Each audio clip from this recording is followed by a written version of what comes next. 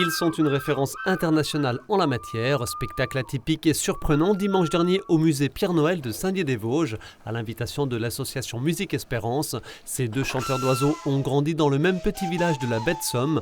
Enfants, ils étaient concurrents, mais depuis l'âge de 20 ans, c'est ensemble qu'ils perfectionnent leur art.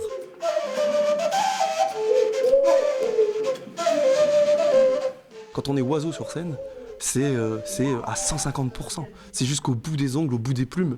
Donc, en effet, il y a presque un duo qui s'est instauré entre nous. C'est que Jean a plutôt le côté clown blanc, donc plutôt le côté science dure quelquefois, ornithologue, naturaliste. Puis à l'autre côté, le Loguste, qui a un vieux duo de clown et qui fait rire en fait, et qui vient en décalage aussi avec le propos qui est peut-être un peu plus concret d'un côté et un peu plus léger de l'autre, et ce qui amène des contrastes et surtout du conflit, de l'amour, tout ce qui peut un peu frotter en fait.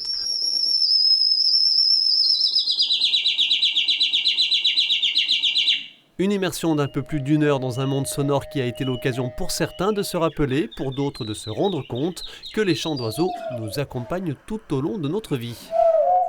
Et ça joue aussi avec des émotions, ça me parle des premières vacances, les premiers voyages à la mer, les premiers voyages, il y a quelque chose de très très puissant, les premiers rendez-vous amoureux, enfin il y a quelque chose qui est en nous, qui n'est pas forcément intériorisé, mais qui s'agrippe à notre cerveau et qui fait des petites Madeleines de Proust, qui font vivre des émotions intenses. Nous, on avait grandi dans une campagne où il n'y avait pas accès finalement à la grande culture, à la grande musique, au concert. Et on s'est forgé finalement une matière sonore qu'on a transformée et qu'on a emmenée justement dans les plus grandes scènes du monde. Quant à leur complicité avec le flûtiste Pierre Hamon, elle est clairement palpable au travers de l'alternance entre séquences écrites et séquences improvisées, deux influences toutefois médiévales et amérindiennes.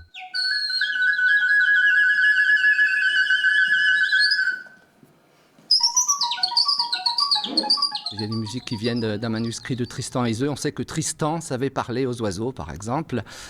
Également Saint François d'Assise avec les oiseaux. Et puis ensuite, dans tout l'univers amérindien, donc à la fois quelques airs traditionnels, mais également beaucoup d'improvisation.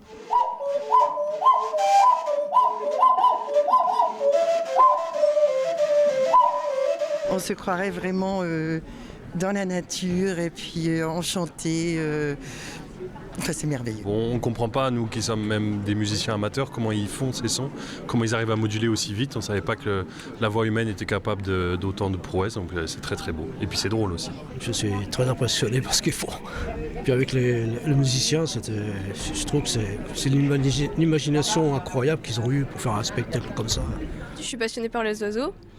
Du coup, les imiter, je sais pas, ça permet de me rapprocher d'eux peut-être d'une certaine manière. Je vais essayer de faire la mésange charbonnière, je crois, qui est très aiguë, donc c'est pas dit que ça sorte.